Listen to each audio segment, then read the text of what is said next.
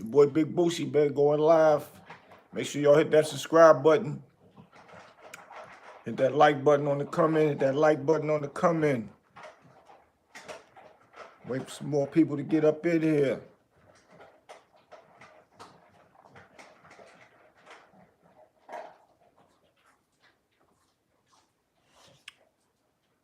What y'all got going on out there, man? A lot to talk about. So many things is happening, but it is what it is. A lot to talk about.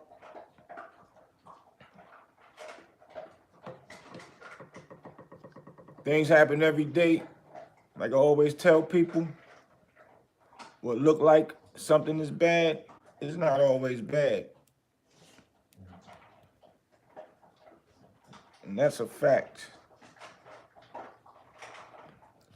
We got to be careful out here, especially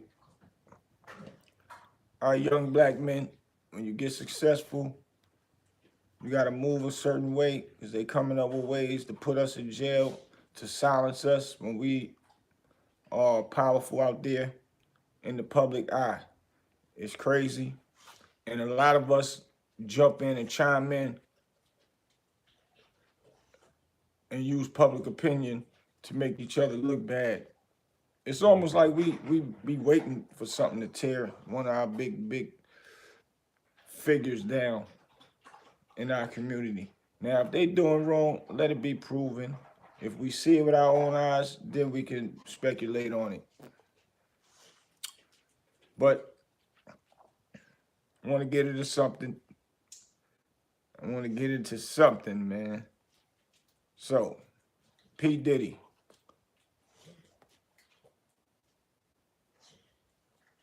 P. Diddy, y'all.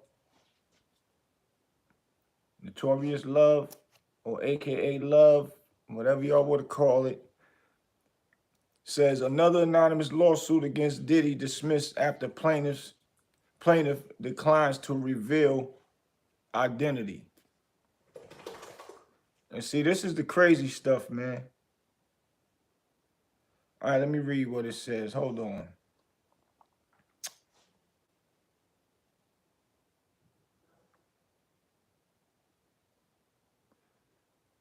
It says another lawsuit, and pay attention to the words, another lawsuit brought against Sean Diddy Combs has been dismissed, this time due to the plaintiff's failure, to comply with a court order. On Monday, U.S. District Judge Lewis J. Lyman closed the case filed by an anonymous woman who accused the music mogul and others of assault during a 1995 party in New York City. In earlier filings, her attorneys have requested she be allowed to move forward anonymously, citing safety and privacy concerns. That sounds crazy. This is a civil case. What safety got to do with anything? Because at this point, who she making the complaint about, his life is being threatened also. So there's no one-sided, one way a person gets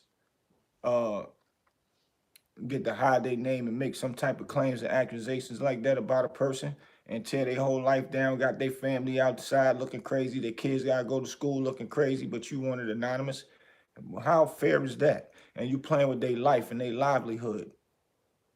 That sounds crazy for them to even think that way. I don't know if that ever been done, man. Y'all Google it. Somebody drop a comment and let me know. But it say, but Judge Lyman ruled that the serious nature of the accusations demanded public accountability. That's a fact. And denied the request. He gave the plaintiff until March 20th to refile under her real name. When she failed to meet that deadline and didn't request an extension, the court dismissed the case and terminated all pending motions.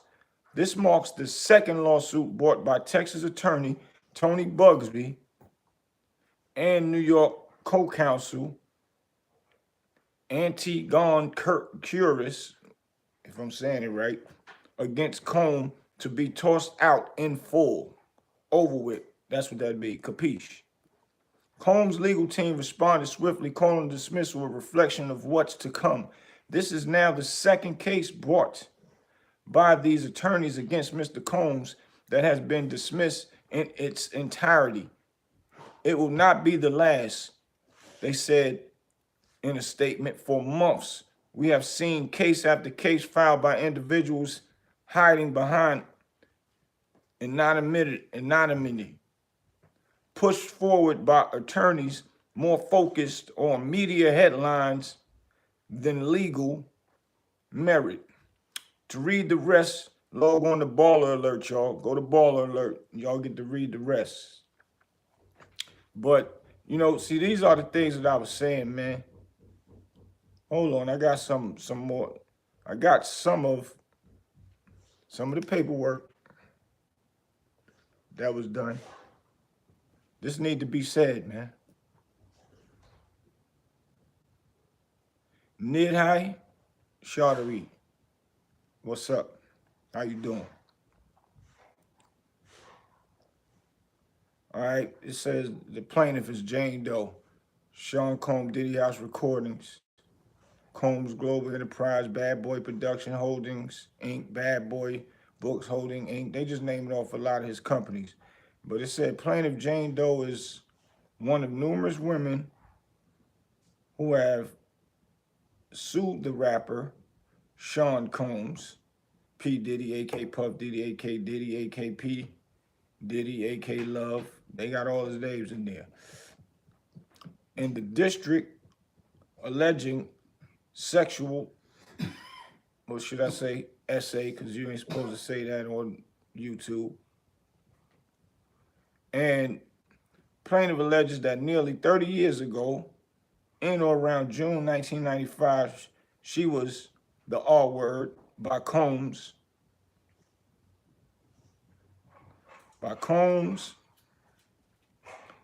At a party at Elks Plaza in New York City. Plaintiff filed her complaint on October 14th, 2024. She now moves for an order permitting her to proceed anonymously.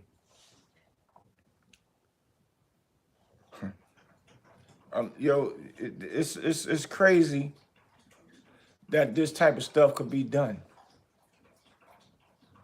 It's crazy that a person life get turned upside down because somebody's trying to practice. And that Busby lawyer, man, he need to be sued. Well, from what I'm hearing, Jay-Z and his people took action. His attorneys took action and got him disbarred from even practicing even in New York. And I'm sure they're going for his whole full license, because that is one crazy thing to do. Busby, you at home chilling with your family, relaxing, and you doing stuff for the media just to come up with a case to get your name out there and to try to get money out of a person. And I was always wondering, how could one lawyer out of the blue, since this one thing happened with Cassie and him hit the fan, 134 people contact this one lawyer all at one time, all them people he said he had. Finesse Analyst said Jay did a masterful job. That's a fact. Got to give Jay-Z his props. Getting Busby out the paint. Facts. But Puffy's lawyer should have been onto that from the gate. Yep. Jay hired the private investigator and shattered the fraud case. Yes. All that money Puffy spending, he definitely should have had his lawyers on that. That make you want to look at Puff lawyers like, come on, man, what y'all not doing? But I don't know, maybe they was too focused on the criminal aspect of the case to even think that deep. But when you are smart lawyers, you got to think all out the box. So yeah, you're right, Finesse. That's a fact. Because that's very crazy that all these women could come up 30 years later and talk about something that happened 30 years later with no proof, no nothing, no kit tests. You know, the R word where I can't say the, RAPE, you know what I'm saying? Kit tests. They didn't have none of that. They ain't have nothing. And they still could come after 30 years and say that, man.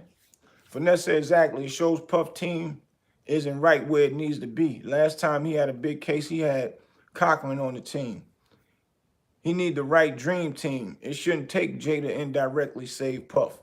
That's a fact. But we just can't say he was saving Puff. He was saving himself too because they tried him with that same stuff. And this is why I say public opinion come in at. Because everybody kept saying Jay-Z is next. Jay-Z next. Jay-Z next. They probably wouldn't even think about Jay-Z till the public kept saying it. So this Bubsy guy, crazy lawyer, thinking that, yeah, the public might be right. Let me slip him up in there too in this whirlwind of bull crap.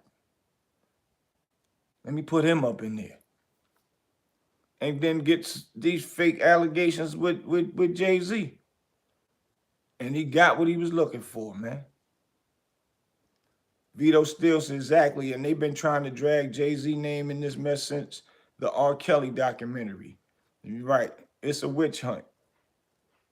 And Vito Steele said but he was prepared. That's a fact. He was ready because of that. Public opinion, man. What you put out, your words is powerful. So all them words kept being put out there. Jay-Z next, Jay-Z next. And that's what creates that type of energy to make those type of things happen. And that's crazy that happened, man. Playing with these people's lives when they got kids that go to school, and then the kids tease their kids, possibly get into a fight, possibly harm their kids, calling their father, the R word. Your father's an R word, stuff like that, man. That's deep. And it's very, very distasteful, very disrespectful. I don't even, it's some of the most horrible words that you could ever say that these people is doing what they did, these women coming out doing that and got a man behind bars because basically the federal government got Puff in there on these style of allegations that was made against him and created a criminal case out of it. And now look, every time I was hearing stuff, I kept saying, man, I ain't gonna believe none of that until I see real proof, man. It's been going on for decades that these women come out of the blue and start saying that the most, our powerful figures is one that took their sex from them without permission and get them into these binds of court cases and all of the above. And now they got to fight for their life, fight for their name, fight for their respect again. That's crazy that a person got to go through that, spend all their hard-earned money on lawyers. Basically, now they got to give away money to people because of somebody else that don't have to spend a dime to do nothing. Then they get these lawyers that'll take their cases for free and tie a person money up, life up. That's so crazy and disrespectful, man. Detroit versus everybody. If Irv was still alive, he would have been good counsel for Puff to lean on, as he already beat the feds. Different case, but he understands the mentality you need.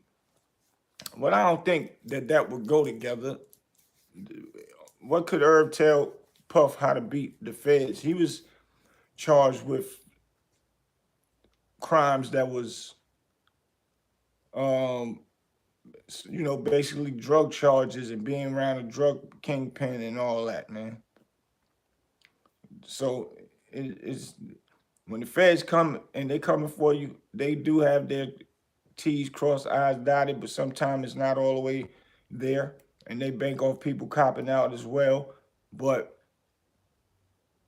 Irv really didn't have nothing to do with the Supreme movement and all that stuff. He was just a guy that was cool with him. Ruby, I see you. What up? He was just a guy that was cool with them. So I don't understand the structure of what they was trying to push to put Irv behind bars. But what the world is saying is they wanted to tie Irv Gotti money up so he couldn't pay for lawyers for Supreme. That was kind of a strategy with them. But once again, they putting our black people behind bars, man. They putting us behind bars, and they doing it in a style and in a fashion by using the law to do it. And who are we to complain to them when they run the world? They the second thing next to God in our eyes, in the whole world. So what can we do? That's why you gotta be careful what you say and how you say it when it's done in a criminal manner, and dealing with certain people now, because it's crazy. That's very crazy that these women is dropping these charges. It ain't crazy, it's a good thing. It's a very, very good thing that the truth is coming to the light, because nobody should endure no stuff like that, man. And he got to be behind bars. They won't give him no bail. But with all these cases being dropped, he need to be able to get a bond now. The Abercrombie and Fitch dudes, they got a bond. And they said that they was doing worse than what P. Diddy was accused of. So I'm not understanding how those guys get a bond, but Diddy don't get a bond. It's deep, man.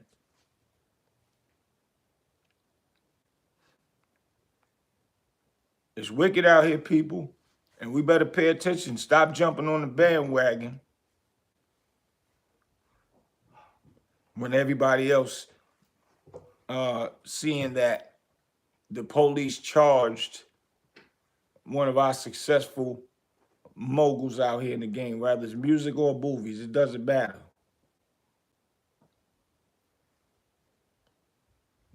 Everybody want to say, we don't hear nobody saying no Diddy no more. We don't hear none of that. No Diddy, no Diddy. Everybody jumping on the bandwagon saying that. Why nobody saying that no more, y'all? Kingdom United said, a woman here in CT had her stepson captive in home 29 years. She got a bond. That's crazy. See? Marco, anti-everything. D don't clown on this man like that. He ain't that. I don't understand that. Kingdom United TV said 20 plus years is all over CT. News Diddy, case deep because Tupac trial. Finesse Analyze said unless they bring back the indictment to the years Bad Boy started, then they can try and falsely bring up Corey Buck Jacobs. Yeah. And see, that's so much back paper trail to try and dig up. It's crazy. Now, I don't know, all the bad stuff that people say Puff did to them and beat them up and, all that stuff. All right, cool. That's when they should have made complaints and called police. If they got beat up and all that, why hold it and be quiet and now want to come out with stuff now? I'm just saying, if he did do those things, then he's supposed to pay for that. I'm just saying, what I'm speaking about is a man going to jail for something he didn't do. Opposed to he did all these other things and he ain't in jail for none of that, for what people saying he did to them. That's crazy. That's backwards. And if we keep allowing it and having it done in our face right up on our nose, your kid might blow up one day and get put in the same position. And how you gonna feel? Nobody don't care until it's their kid or their friend, family, or nephew, or uncle, or aunt, or whatever. Finesse Analyze said they did that with Herb and Preem. Claimed they laundered $1 million in drug money for Preem. Facts. That's different than what Puff is charged for. So ain't nothing Puff could have or Herb could have told him that can help him with this case. They can try that with Puff if they extend the indictment to snatch Bad Boy from him. That's why I can't respect Kurt Burrows' lawsuit. The feds will take that company from Puff. Yeah, that's a fact. And Burrows is saying that he's the one that started it and Puff took the name from him. And Puff, basically manhandled him and bogarted the company and never gave him no money. So now, if Puff did something like that, those are the things that I'm saying where a person needs to pay for whatever they did wrong whenever it really had happened. You know what I'm saying? Kurt should have brought that up a long time ago. Don't never let nobody take nothing from you. And then now you want to keep it quiet, but I get it. Puff had them goons around him. Nothing to play with. And that's when Wolf was around and active. So I get it. But I don't get it if you stick to the fact of you wait till now to do it, especially when the man is down. El Blizz, salute. And we got a lot to learn out here, people. A lot to learn out here, boy. Cause the way we moving right now, none of this is good, man. None of this is good. Cause we gotta think about future. The future of it all. Like I said, for our kids, even yourselves. You never know what might happen. One of y'all on the other end of this watching this might do so successful and just blow up overnight. It happens, man. It happens. Finesse said Puff definitely had them goons around him. That's a fact. Big Kurt only owned 25% of Bad Boy. That was still majority Puff company. He can't pull this move. When the feds are on Puff's tail, that's nasty work. Facts, that's my point. Doing stuff like that when a man locked up and trying to sneak that in there. So that's crazy.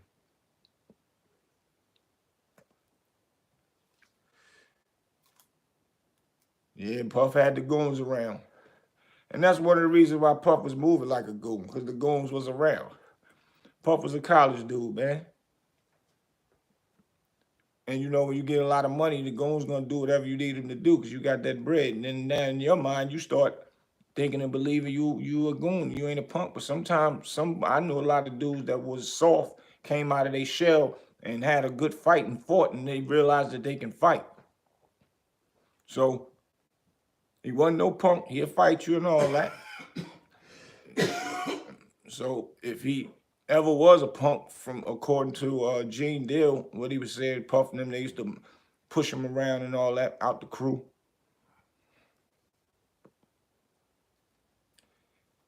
Being pushed around, a lot of make you come out your shell. So that's what could have happened. And he had the goons around, so it boosted his courage. And that's what happens. And once you realize you really can fight, man, it is what it is. And then once you utilize your goons and know how to utilize them correctly, then that's a whole nother bracket. Then when you got a lot of money, that's a whole nother bracket. But I don't like bullies, period. That ain't good. Not saying Puff bully dudes, but if you let a person bogart you, then you need to check yourself. But Kurt Burrows should have did what he need to do. I need to interview Kurt and see what's going on with that. Finesse analyzed said facts, and that man definitely came out his shell in the late 90s. Yes, he did. Nobody was running down on Puff and his team during that era, not at all. Even the shooters had to sneak attack them when they got big in LA. That's a fact. And my brother Unique Mega Audio called and told Gene Deal to tell Puff don't go over there. And Puff did not listen. Told him a dude in there that was from LA in jail with Unique. Unique asked him, damn, why you watching me like that? What's wrong? Well, it's supposed to be a LA and a West Coast and East Coast beef here in jail because they out there beefing? He was like, nah, bro, I ain't even like that. The West Coast dude told Unique, nah, it ain't even like that, bro. He said, we ain't on that neither. We think it's stupid. He said, yo, I think y'all better tell, I think y'all, if you got any kind of way to get a message out there, tell Big and them don't go to LA because it's a hit on him. He told Gene and Puff didn't want to hear it. Analyzer said facts, and that was a shot caller in LA. He was in ADX, facts. When that happened, Unique jeopardized his life by approaching him. Facts. Puff should have respected that and listened to Unique. Or listen to Gene Deal that got it from Unique that's right there next to him.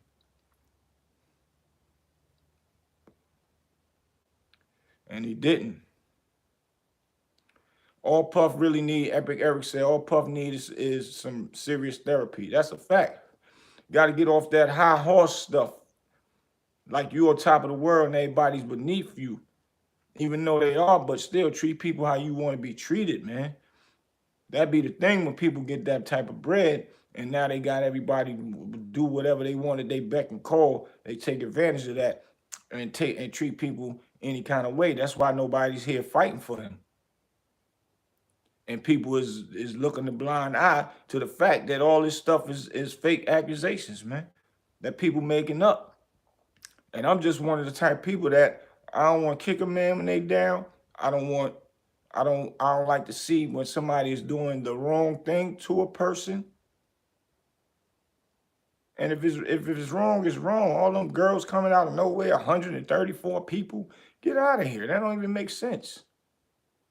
When everybody started saying no Diddy, and whatever, that was all funny because he locked up. Y'all thought y'all never was going to see him again, and it's looking like he might have some light. Unless the feds get ready to come with something. You know, they sit back strategizing now. Once they get you in there, they don't want to let you out. That's the crazy part. They'll defend their bull crap all the way to the end. So he got to have a strong team. And for them to miss the play that Jay-Z did, kind of make you look at them like, Is Puff team on it the way they should be? I don't know, man.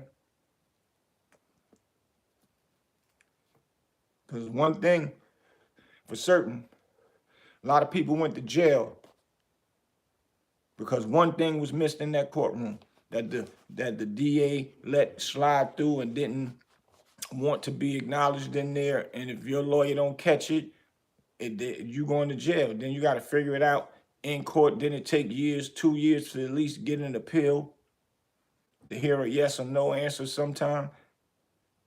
Now you got to sit and wait. Then it's a process to do the paperwork again.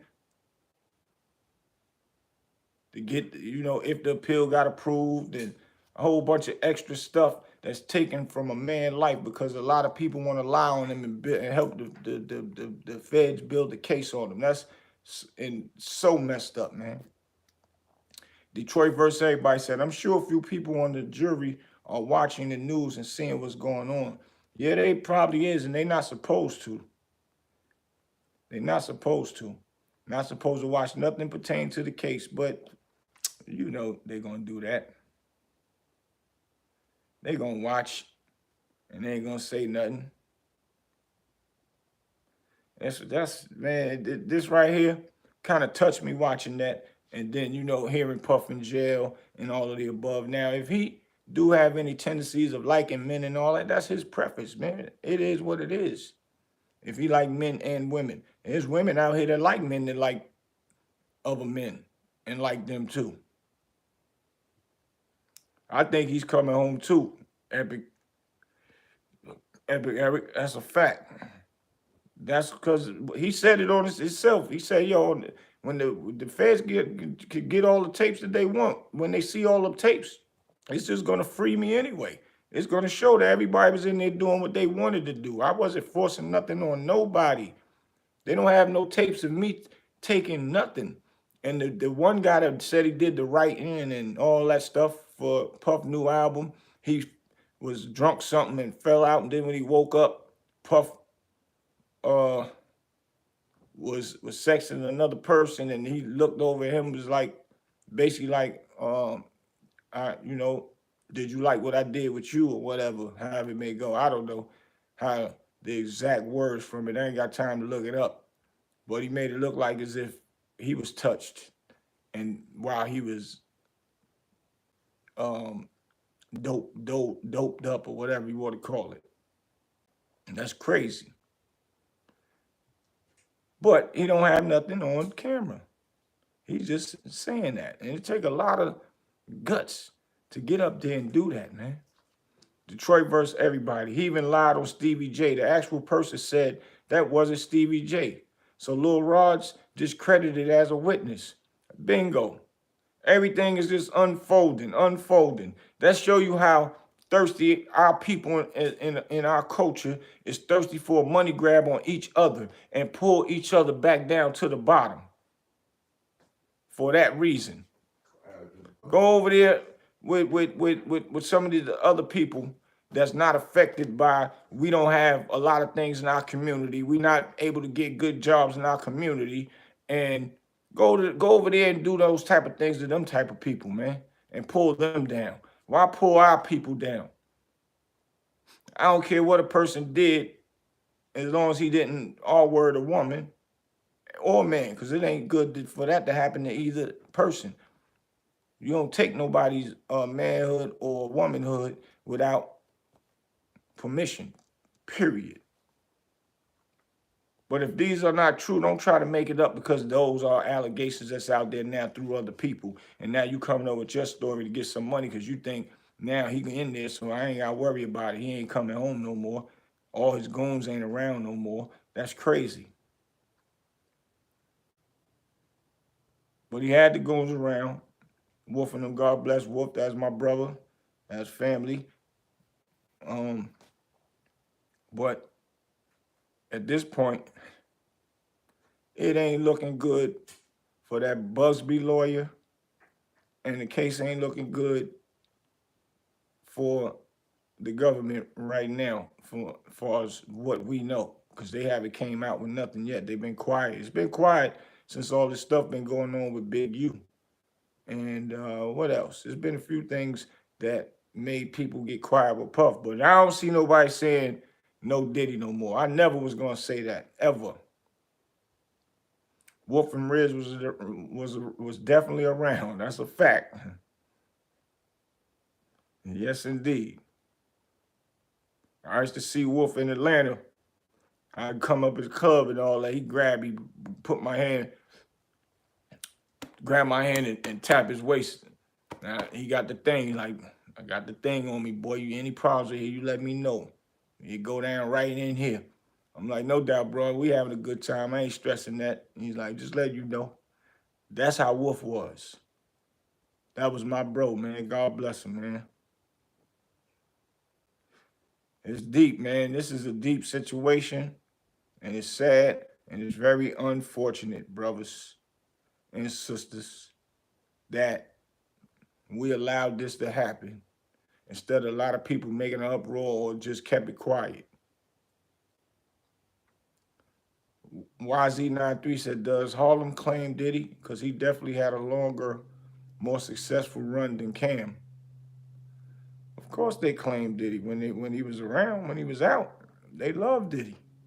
Everywhere he go, people can say what they want to say, but when he was around, everybody, as soon as you say Diddy somewhere, they flocking. They ain't even have to do flyers. They say he got a private party somewhere. That leaks all around. And everybody trying to get in it. That's a fact. That's a fact. And yeah, that's another thing that you could say, but you know, Cam would say Diddy ain't from Harlem. He'll say Diddy from Mount Vernon. Diddy had family over in Mount Vernon. So if a person live in two places, then they could claim two places. But it's mainly, I guess, where you from first. But if you've been in a place for so many years, it ain't where you from, it's where you at, man. That's my theory. Finesse Analyzer said that's how it's supposed to be. When we out, when we OT, we hold each other down. That's a fact. When I was locked up, it was dudes I met in there became my brothers after the fact, man. And Some of them was from Brooklyn, some of them was from Queens, and we was out of town in Maryland. And they heard I was from New York. They approached me, yo, you good? You need any food? Me knowing, when I first walked in there and I put my bucket down with my stuff in it and slid it under the bunk and all that. I'm like, nah, I'm good, because I don't want nobody offering me nothing. Because in that jail world, when somebody offers you something and you don't get the money next week to pay it back, because your money might didn't get there in time to pay back the commissary, then you be, you in there fighting and beefing now. All that be set up sometime, but it really wasn't like that. I didn't know. But I got hungry, I ain't gonna lie. And I just said, yo, I'm gonna get me something from homie. I grabbed from my homeboy Jabbo, God bless the dead. So I got something from him. And I'm like, shit, we just gonna have to fight if my money don't get here and I can't pay it back. He trying to be slick. It is what it is. But it wasn't even like that at all. We was in there sticking together. And that's how it's supposed to be. And not just our boroughs, us as a whole in this country, our urban people that goes through, like I said, lack of everything in our community.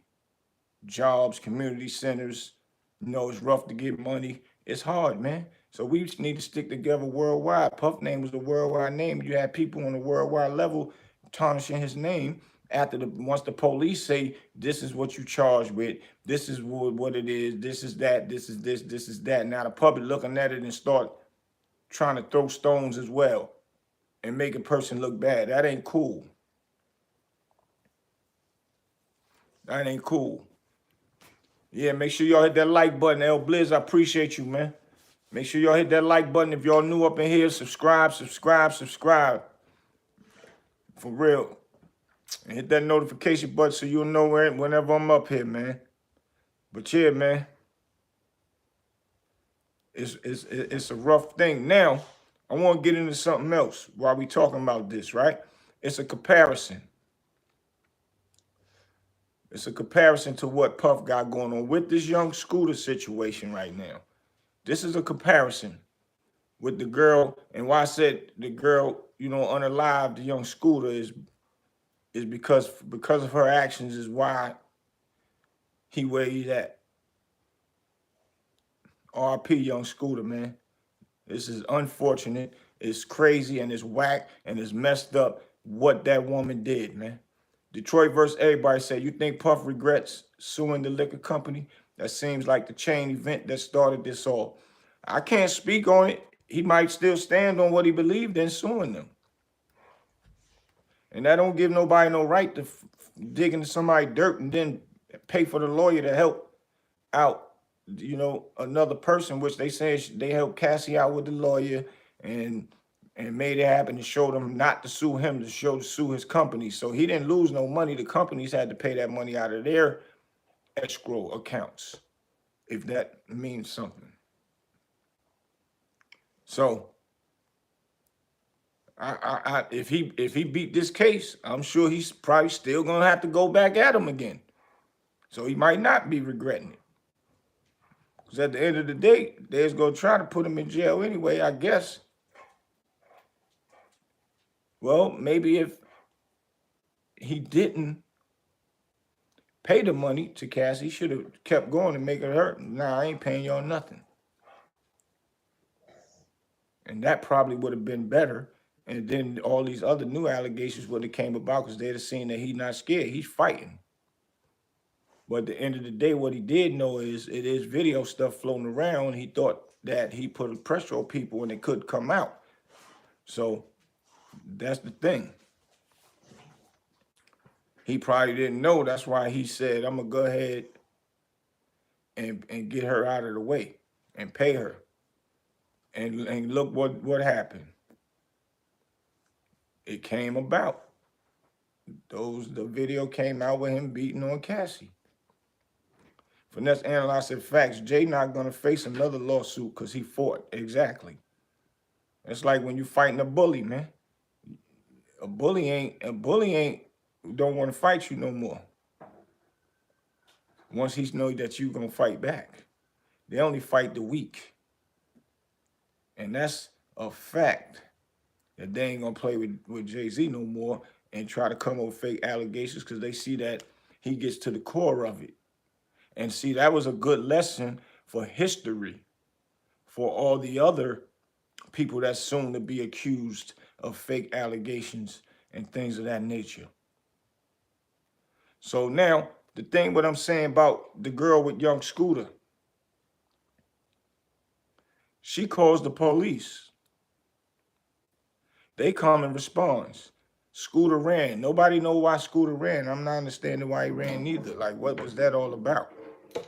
Why would you run? And then he damaged his leg to his calf, I think they said. But that's crazy because I want to hear the autopsy of jumping over fences. I done jumped over plenty of fences getting up out of certain places, man.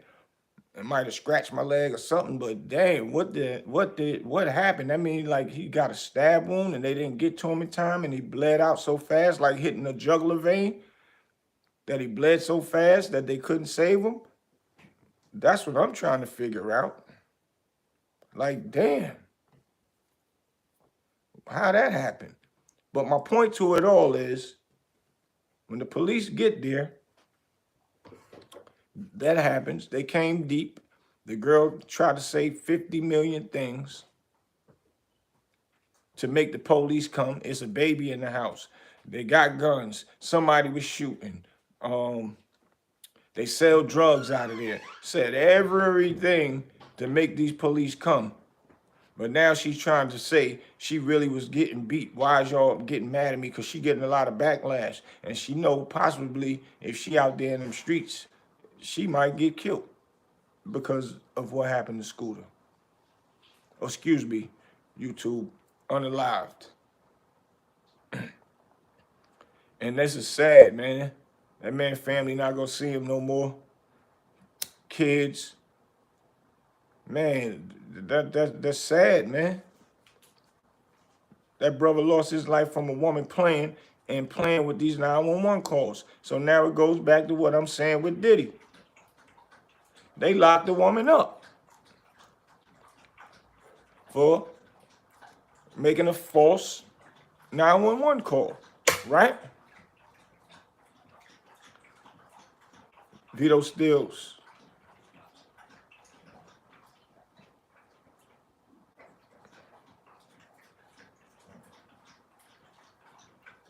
Epic Eric said the medical examiners in that town can cover up for the police. That too now.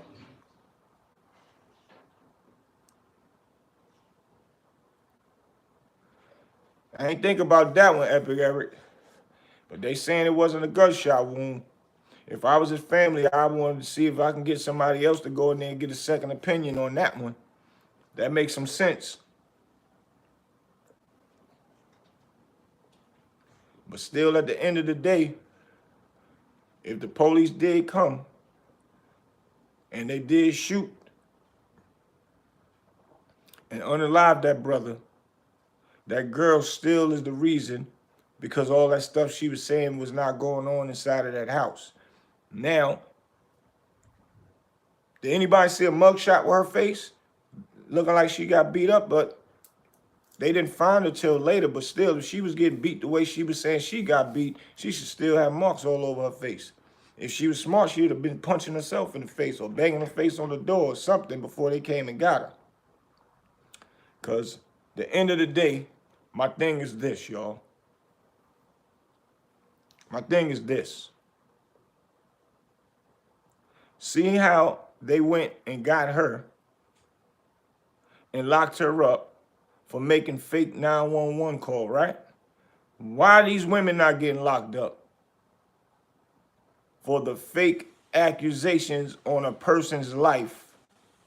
Because when the police go get them for the fake R-word charges or phone call to them, and then they lock the person up for it, they go there and they still draw guns and all that stuff. A person could have lost their life when they came to get them behind a fake accusation. Why are these women not getting locked up once they find out that they really are lying.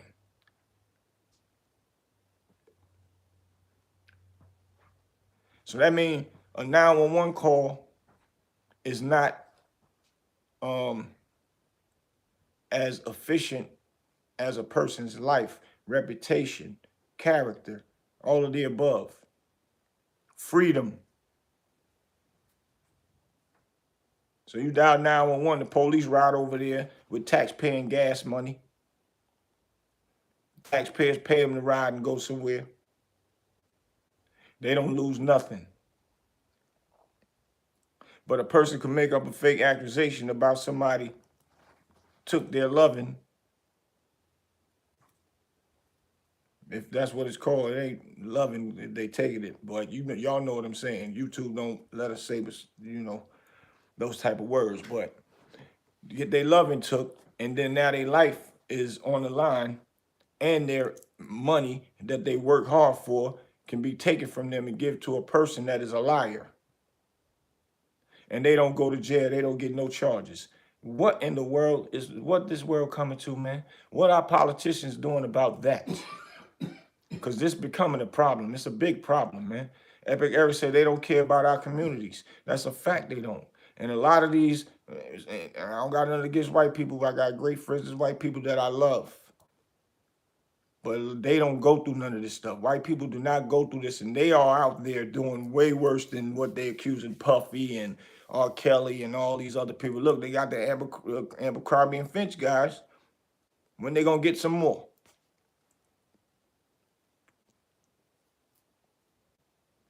When they gonna get some more people? Because they locking up our urban people left and right now. Left and right now.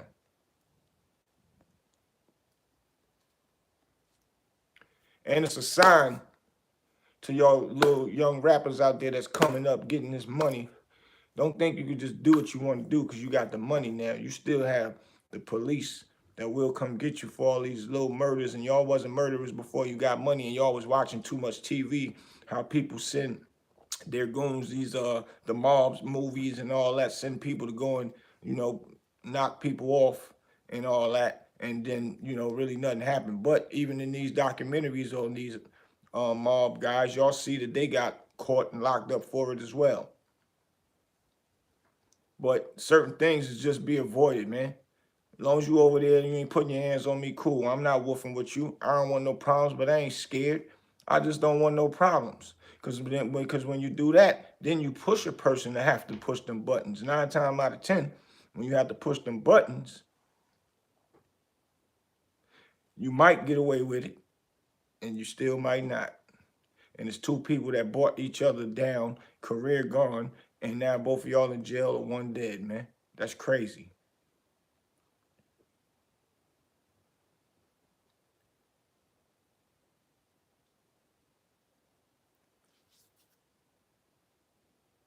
It's kind of like the Mo3 and the Yellow Beezy dude. They was friends at one point in time.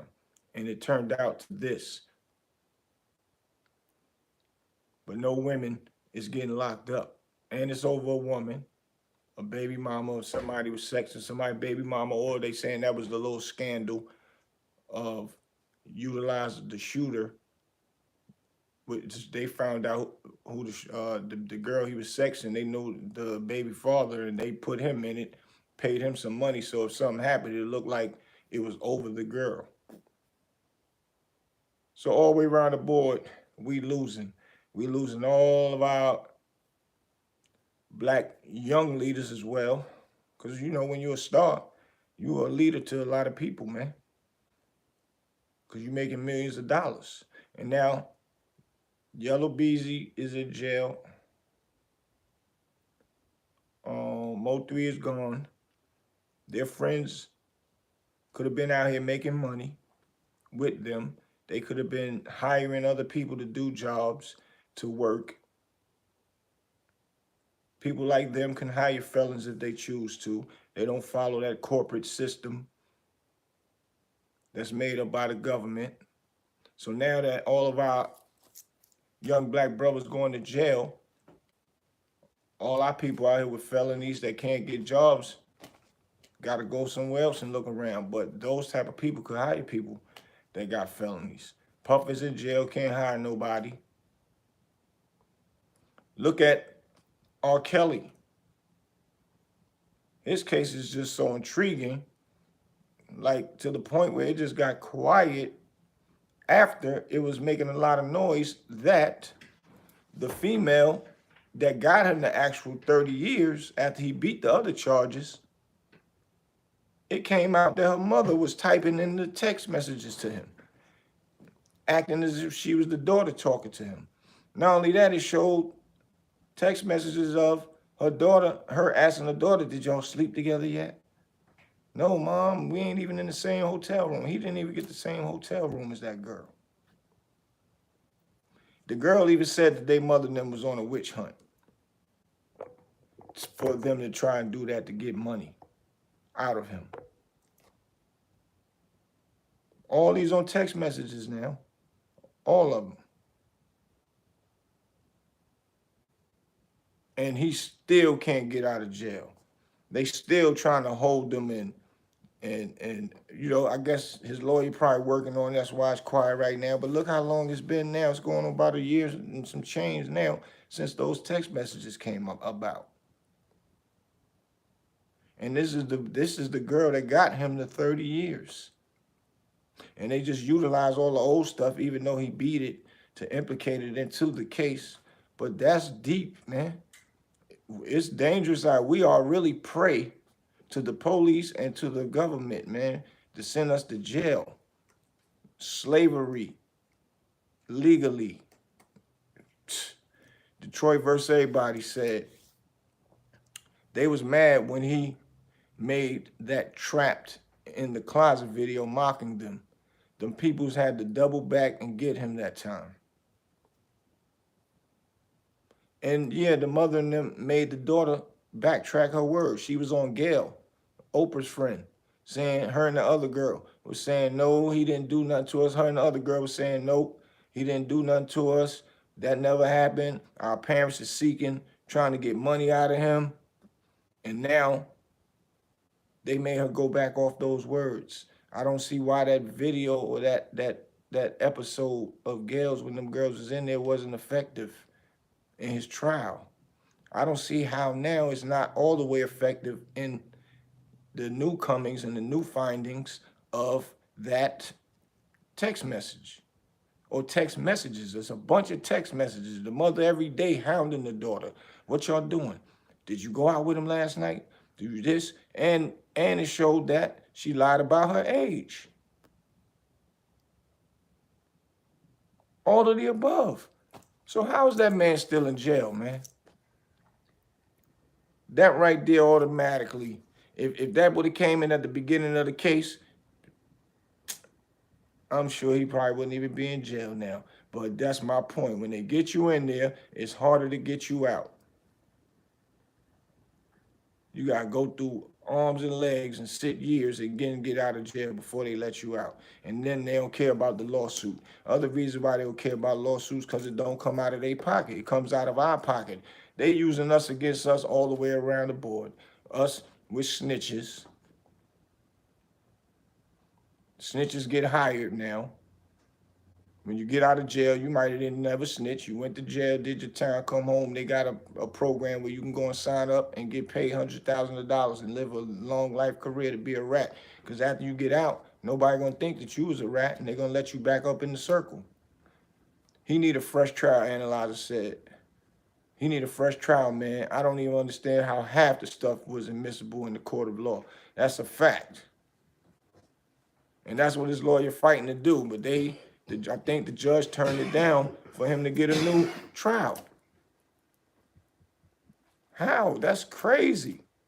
With all this stuff being said and showing that he didn't even know the girl was young, showing that the mother was coercing her to do these things, showing that he didn't even have sex with her, showing that he didn't even stay in the same room she stayed in. He got her own room and was just accommodating her to show her a good time. And not only that, now y'all ain't understanding out there to a lot of people You can't even fly a girl out if you got money and try to have fun with the girl. And if you do fly out, you better not sex her, but it'll get dangerous if she get mad, even if you didn't have sex, and come up with a lie and say that y'all had sex and she didn't want to and all that, and she was ready to go back and he flew me out there. Now that's a trafficking charge. That's crazy. I want what celebrity was the girls flew their own self out and they still got a trafficking charge. But the end of the day, all y'all beautiful females out there that get treated nice with these trips when a person got money and say, yo, I like your style. I want you to come hang out with me. Now, their intentions might not even be to sex. The girl might have intentions of sex. Oh, I'm going to get to him good when I get over there.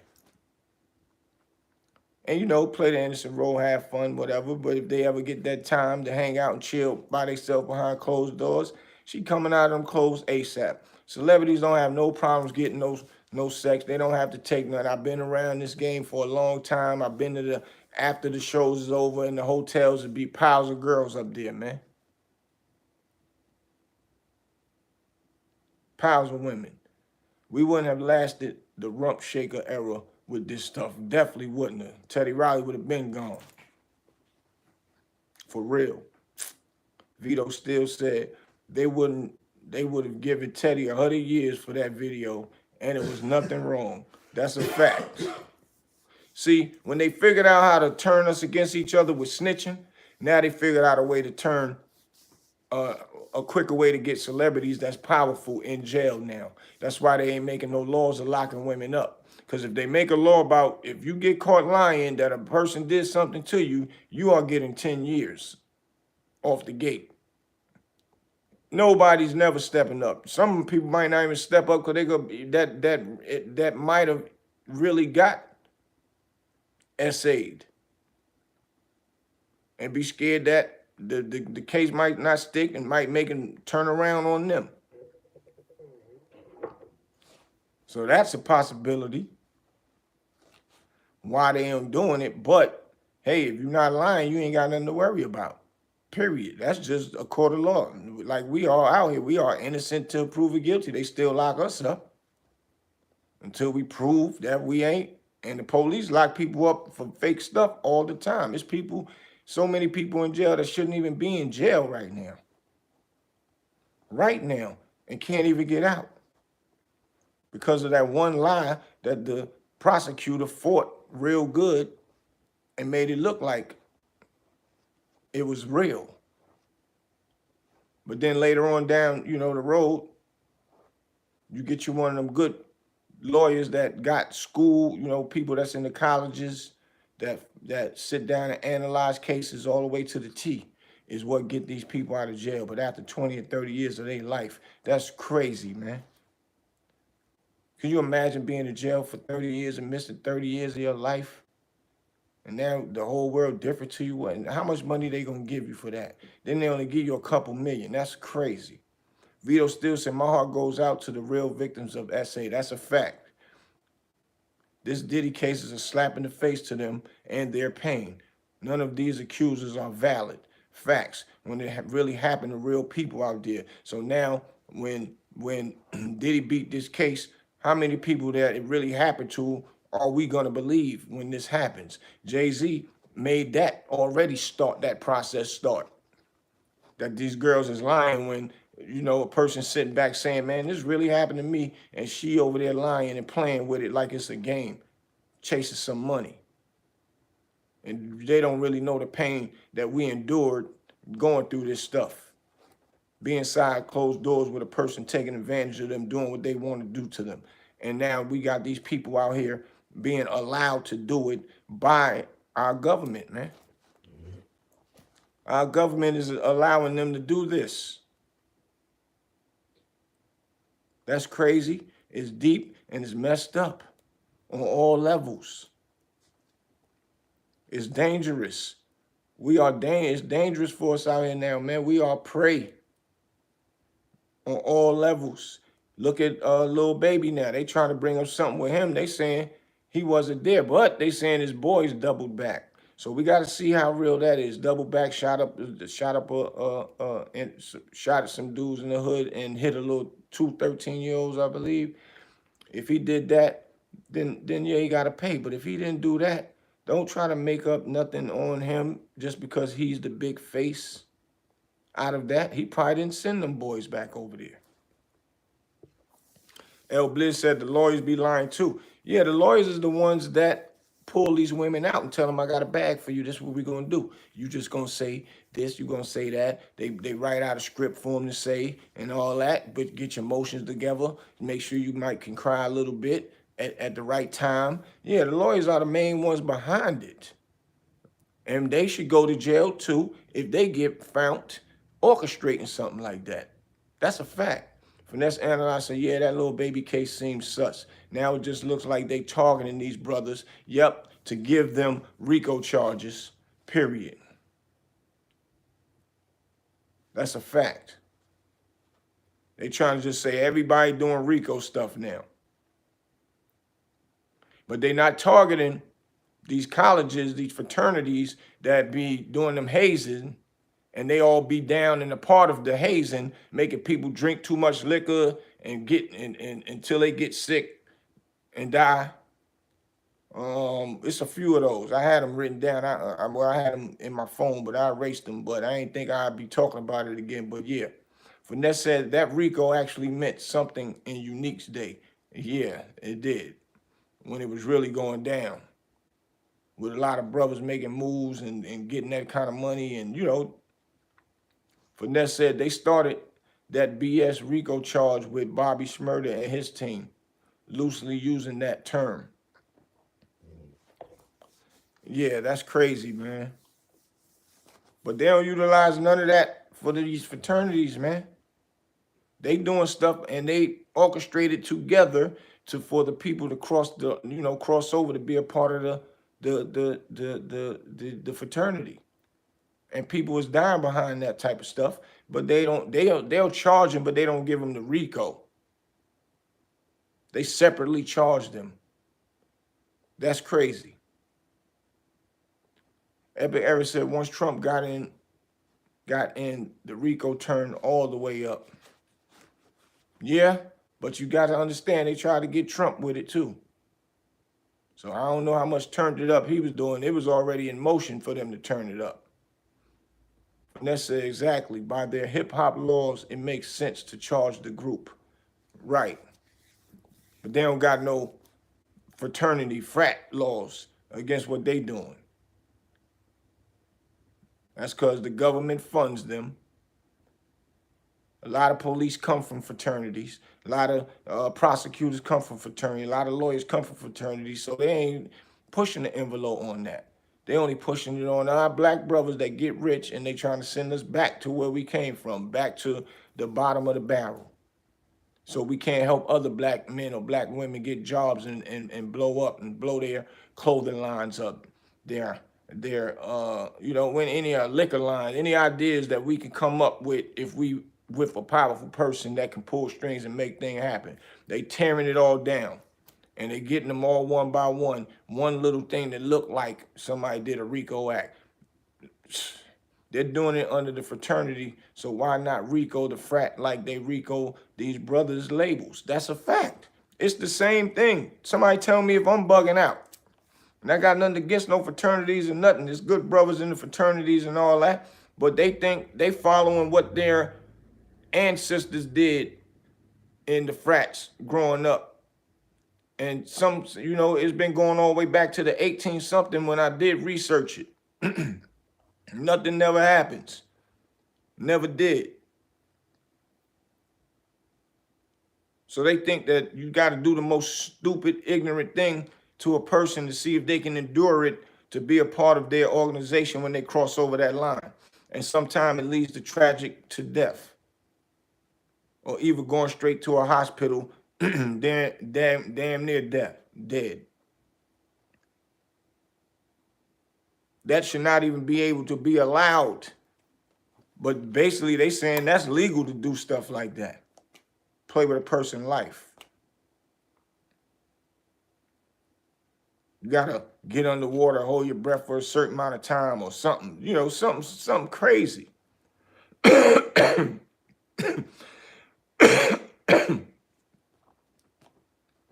They are trying to take the Young Thug case and run with it.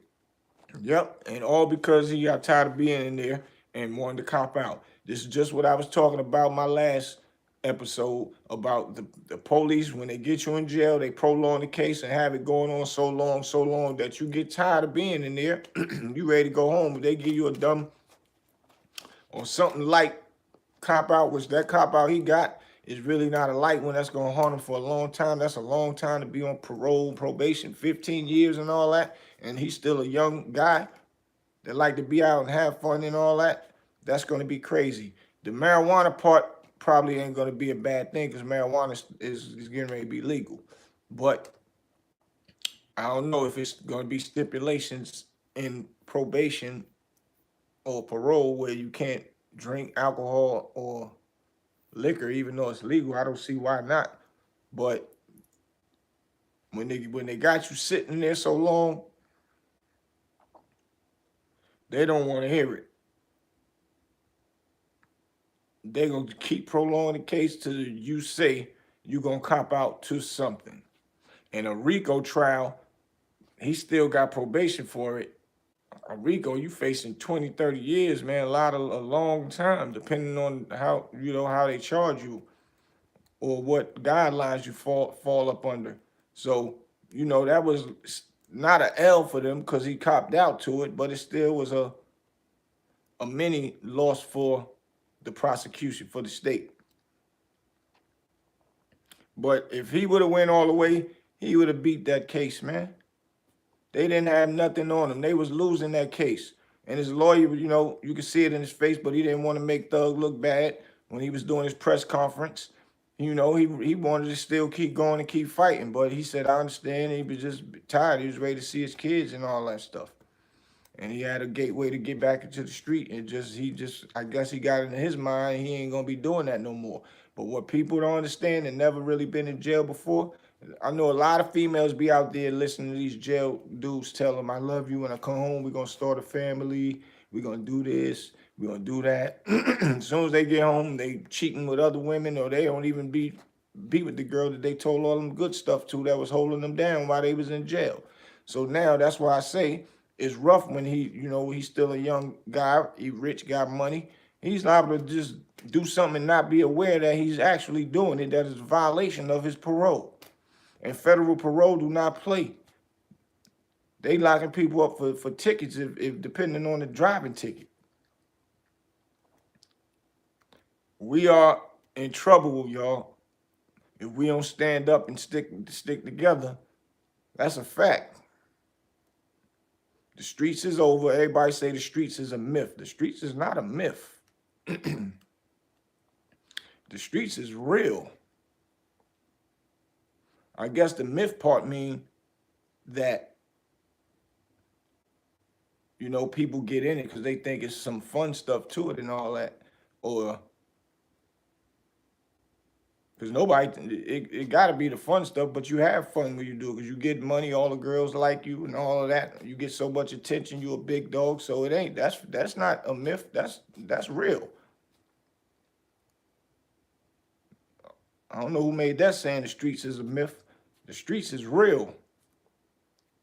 Because you don't get into the game and think that you never gonna go to jail, never gonna get caught. You can't never say that.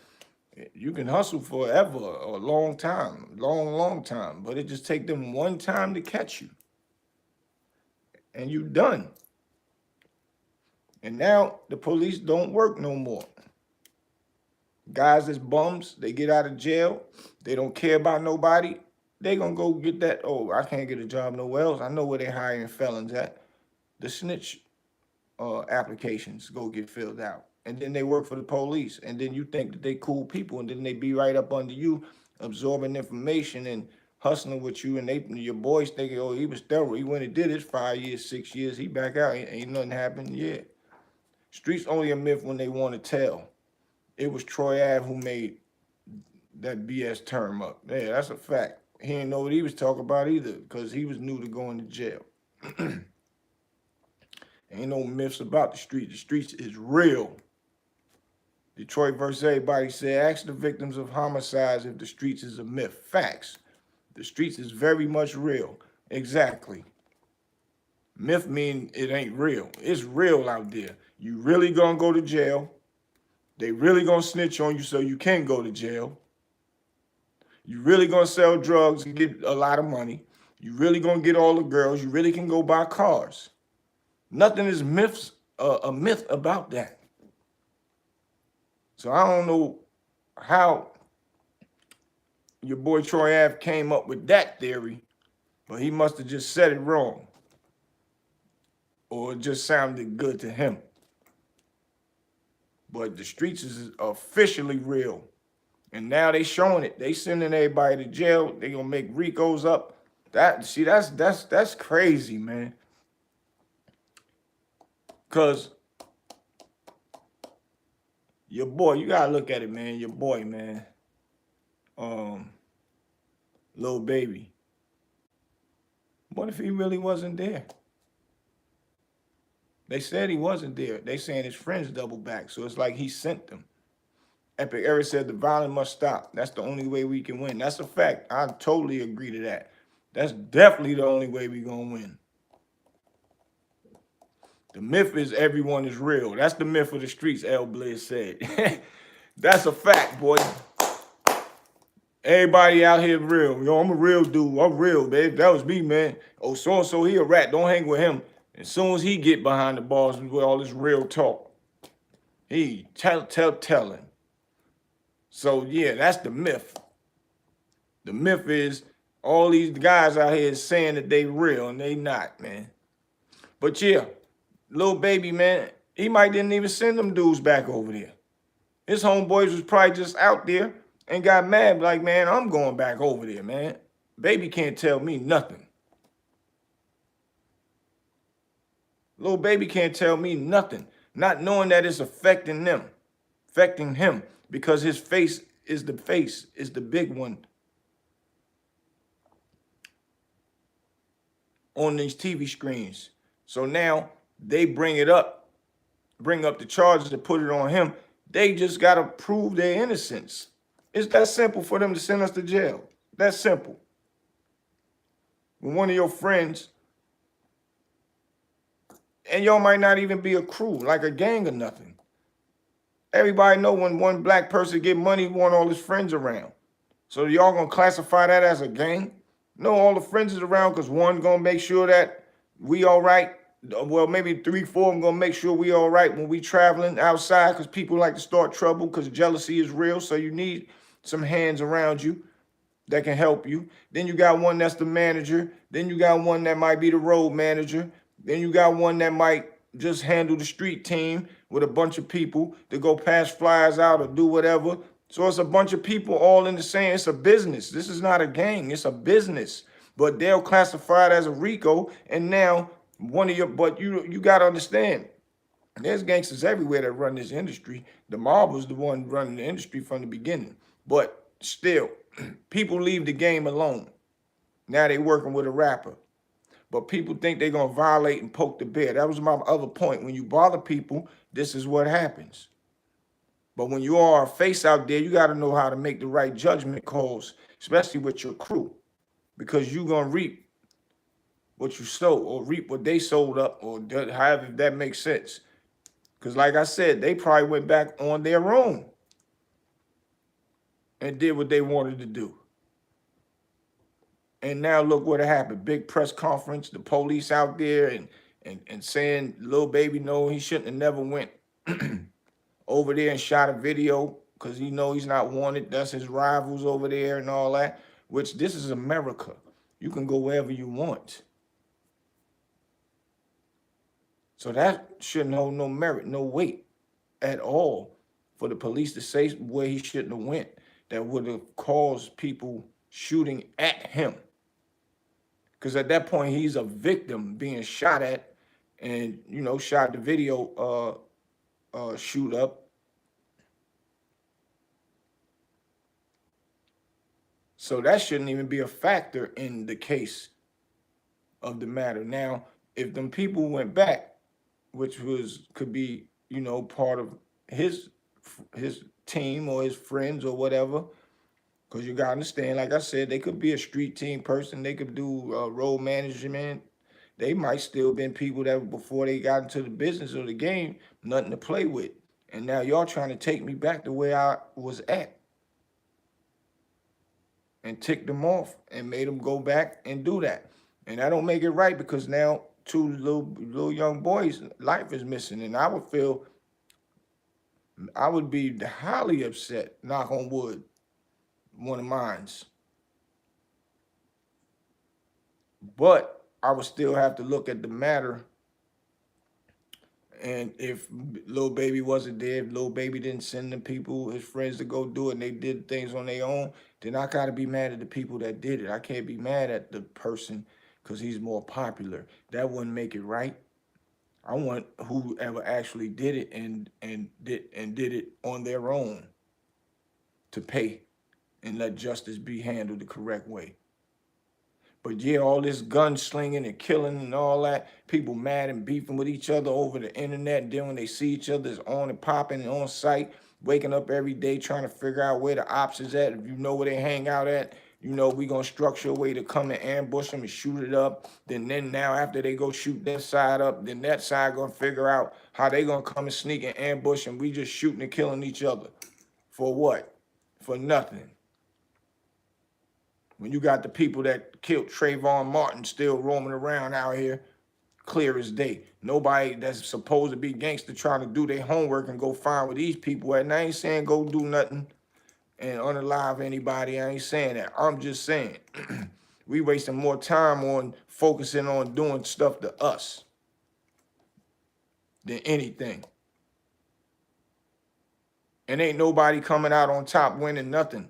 You kill one over here, excuse me, you on the live one over here, and he on the live one going back over at y'all. He on the live, and it just happens yearly after yearly. Y'all plucking each other off. What's the end results for it?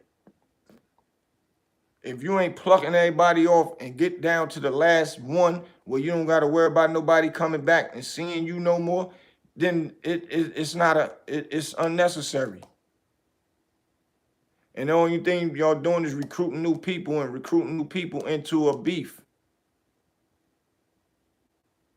So when you recruit these new people into a beef that they never even had if they didn't get down with y'all, but so many of our people want to be followers and be down with something so bad, they get down with that situation, and now they get brainwashed into thinking that this is how they got to roll with the guns every day. Oh, that's the people right there that we got beef with.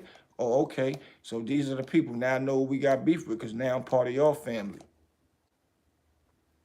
I'm not going to be a part of nothing that's going to, you got to be killing and risk my freedom and my life and my family going to miss me or my kids going to be out here without me. Nah, I'm not doing that. That's dumb. The warrior class is supposed to protect the community. That's a fact, Epic Eric. We supposed to be out here together protecting the community, man. Because when it all said, look at them Nazi people that came in that community, man. They setting up and suiting up against us, and we fighting against each other. But luckily, they had a team with legal guns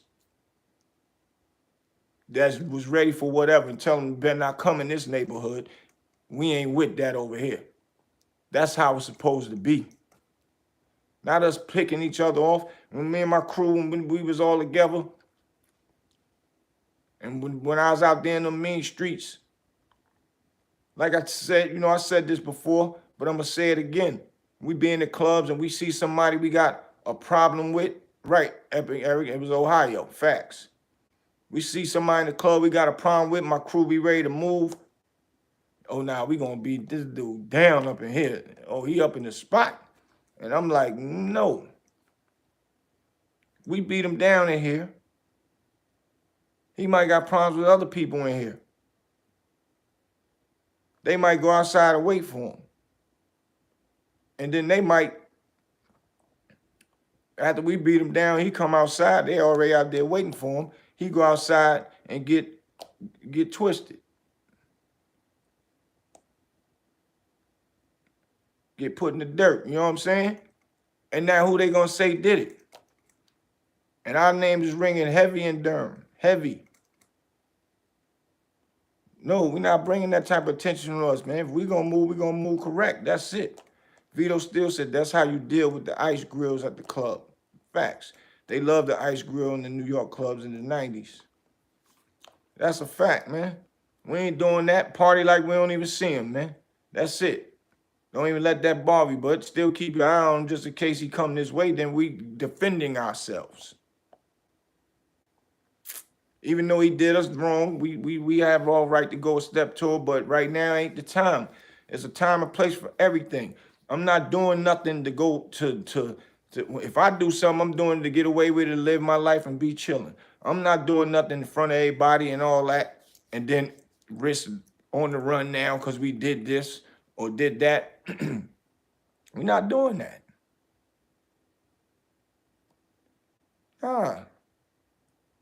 Real bad boys move in silence for real. All the real bad boys I know, there's nothing to play with, is outside to this day.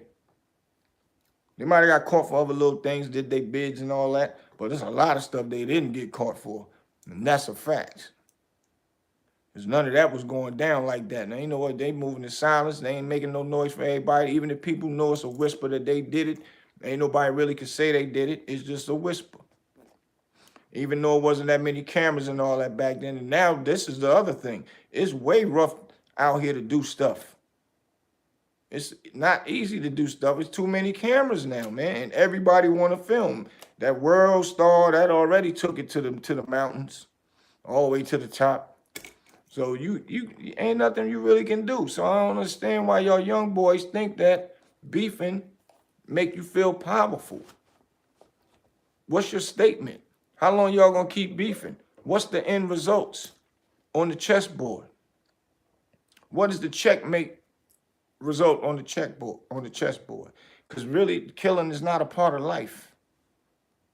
Excuse me, unaliving people is not a part of life, man.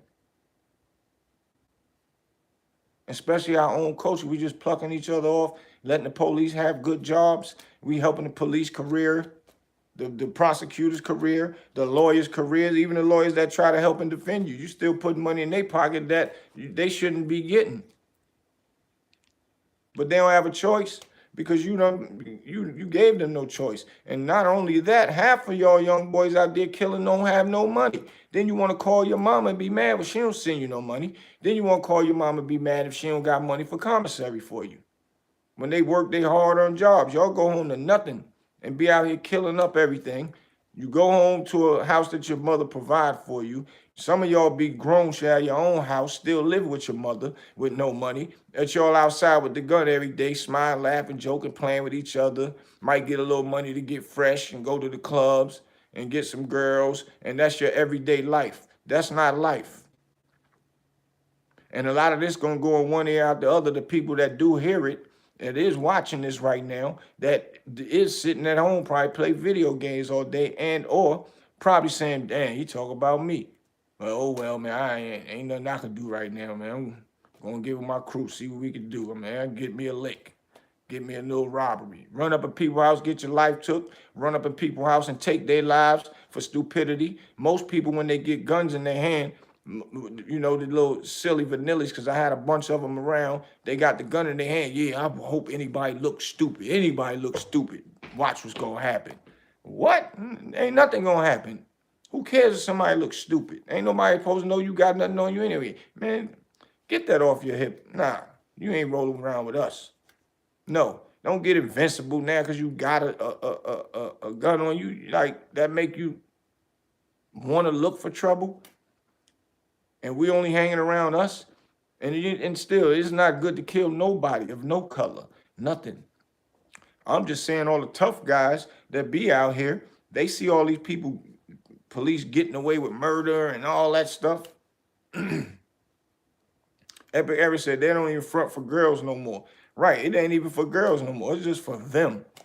Everybody to feel tough. Everybody to get a strike. Or who's fighting to be the next big homie of the pack. So they got to do things to be tough amongst them to be the next big homie. Where they do that at, man? What do that all mean? And then when you go to jail, your big homies don't send you nothing. The big homies don't even got money for you to get bailed out. The big homies don't even got a lawyer for you. There's so many of them in there that I know that is part of the gang culture is sitting in jail with no money, no commissary, no lawyer. And they homies is still out here. Might see him and say, yo, what up with so-and-so? Oh, yeah, he doing good. Yeah, I don't know. He's thinking about taking a trial. He might cop out. I don't know. He asked me to tell you to send him some money. What I'm sending him my money for?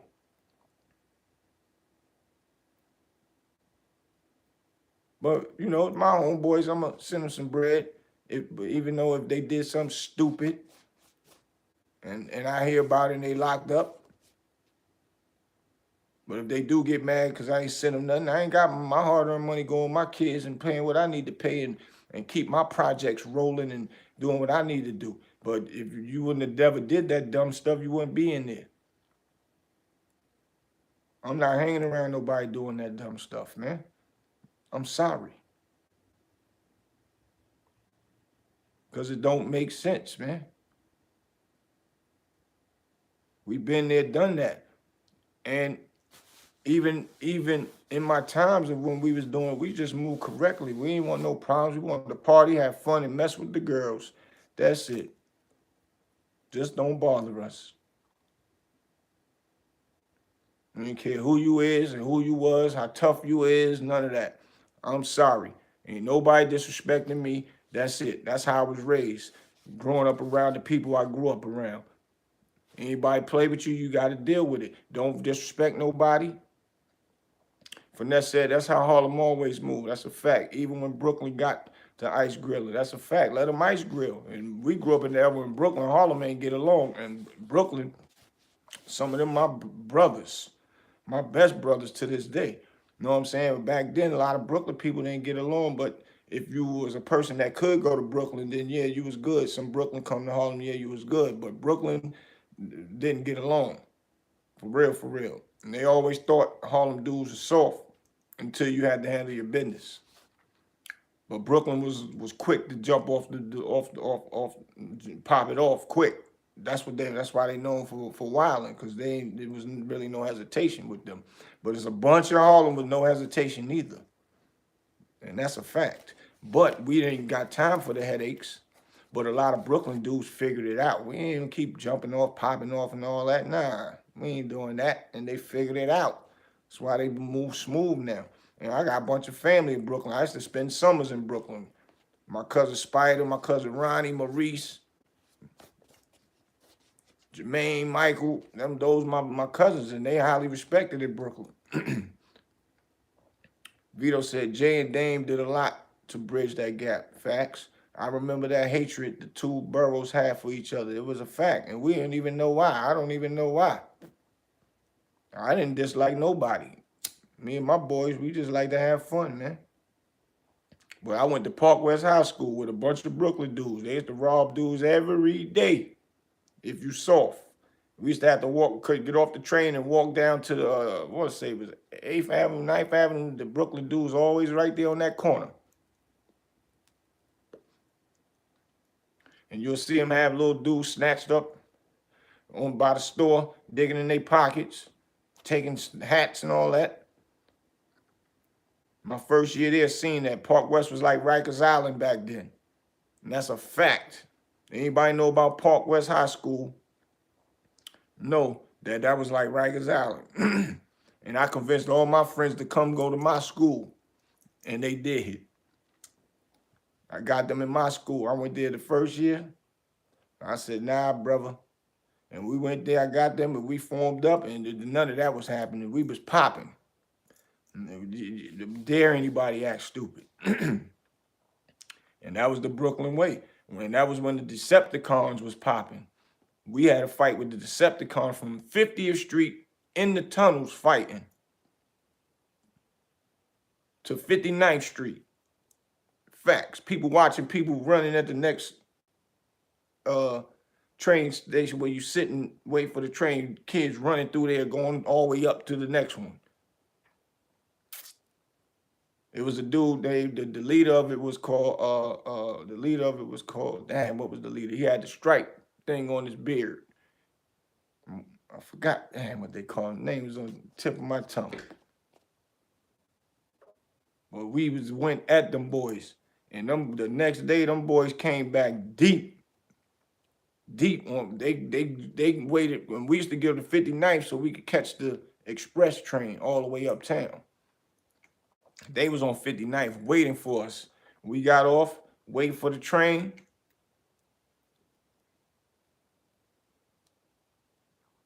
We just heard somebody at the top of the steps. Bunch of little, noise and all that top of the steps. And we just hear him saying, "What's the flavor?" Then we heard a loud bunch of people say, "D-Sep. What's the flavor? D-Sep." And then he said, I think his name was Stripes, man. And he said, "Transform." They come down the steps with hammers, razors. Hammers of choice is what they used to use. They just started banging everybody, hitting people in the head. The train pulled up right on time, boy. Them boys was deep. And we jumped on the train. Whoop! Won't get us. They was banging people. And that stuff made the news, though. Vito still said they had it out for Harlem dudes. That's a fact.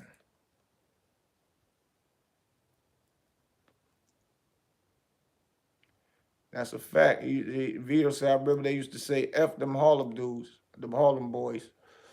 That's a fact. But Brooklyn and them didn't get along, man. As we got older, man, it was like, what? And Brooklyn dudes, a lot of them, there was some getting money, Brooklyn dudes, though, older. But Brooklyn cats started getting money and figuring out all that wilding ain't about nothing.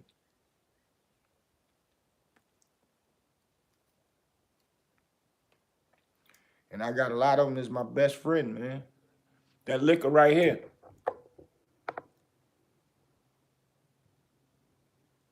It's called Premise. The creator of that his name is Joe. It's Bimmy brother. It's Bimmy's twin. I know y'all know Bimmy. It's Bimmy's twin. His name is Joe. Waka Flocka the rapper is their uncle. That's a good brother of mine. Him and my best friend, which was the best friend of him, put that liquor out. It's still out in stores and all that. Joe Anthony wasn't nothing to play with back then. That's a fact. That's my brother. Quiet, humble dude. He ain't in that world. He ain't thinking about none of that. Residue the Wolf said D-Seps was in graphic arts as well. Yeah, that's a fact. They was in all the schools, man. I'm a Harlem kid, and they used to wear polo from head to toe. Yep. The name ring bells in Southside. Quiet dude. Yeah, I remember Joe had he used to have a cell phone store. All to sell the cell phones, all the cell phone accessories, everything. That's when I first met him with my boy Jab. He passed away. He was in a bad car accident, man. And he passed away, and Joe used to live with him, so we always used to be at the house together hanging out. And that's my brother right now. Call him right now. If I need something, it's happening. And vice versa. He called me right now. So they had this liquor in Nicki Minaj video. They had it in Ray Shrumper video because he runs with Mike Will made it. That's one of his best friends. So this came from a Brooklyn guy. The guy I told y'all that offered me food when I was locked up. And when I first came in, and I'm like, I don't want nothing. I put my joint down and came outside just in case because I don't know nobody. I just walked in there.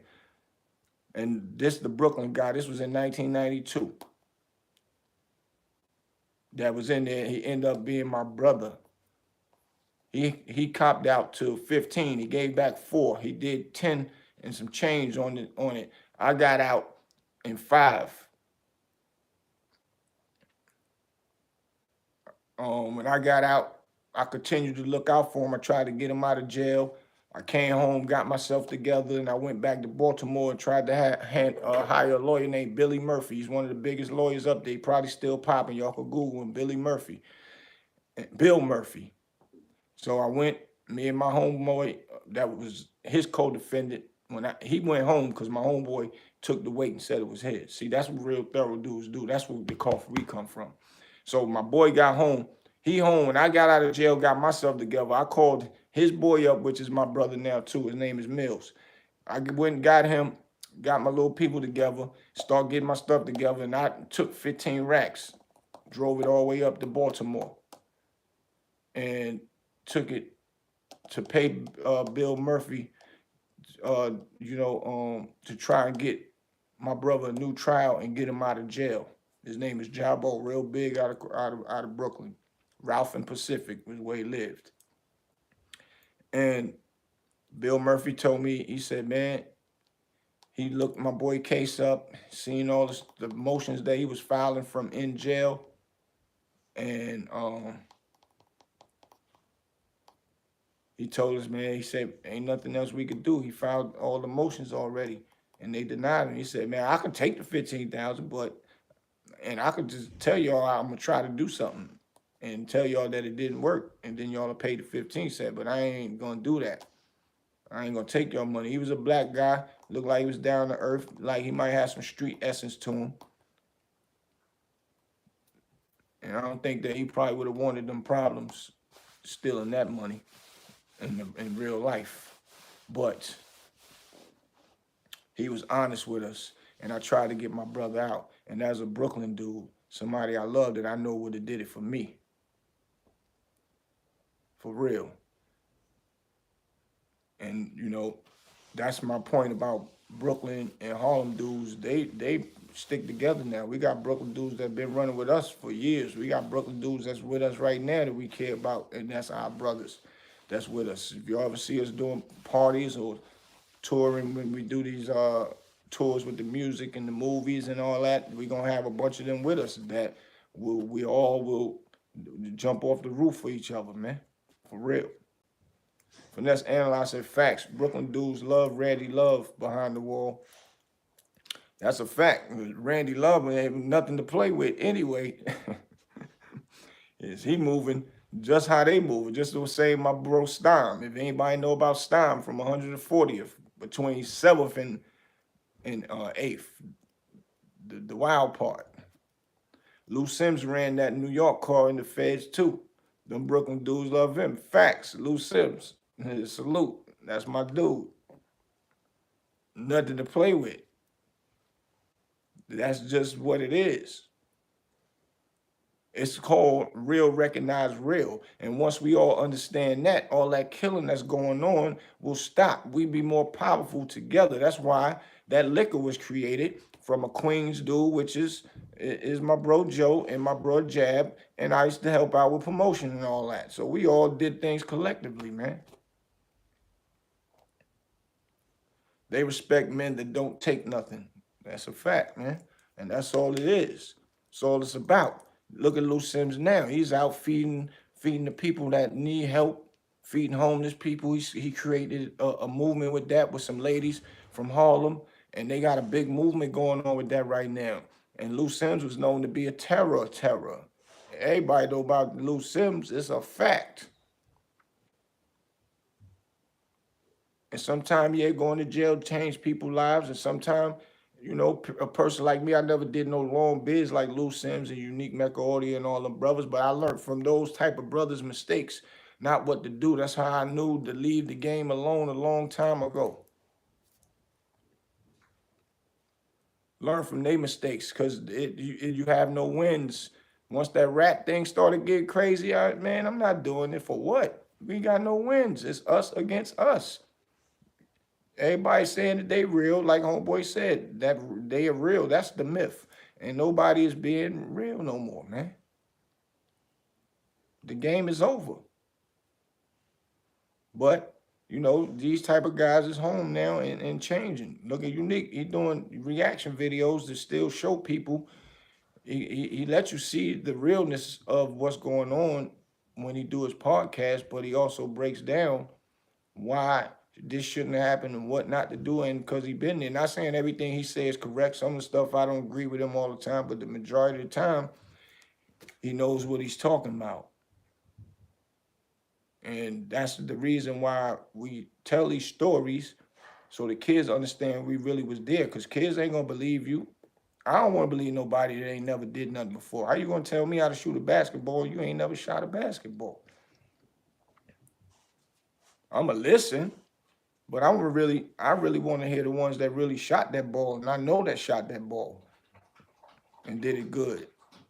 So I know, all right, don't shoot it that way, shoot it this way. Come up with my own angle of it, but yeah,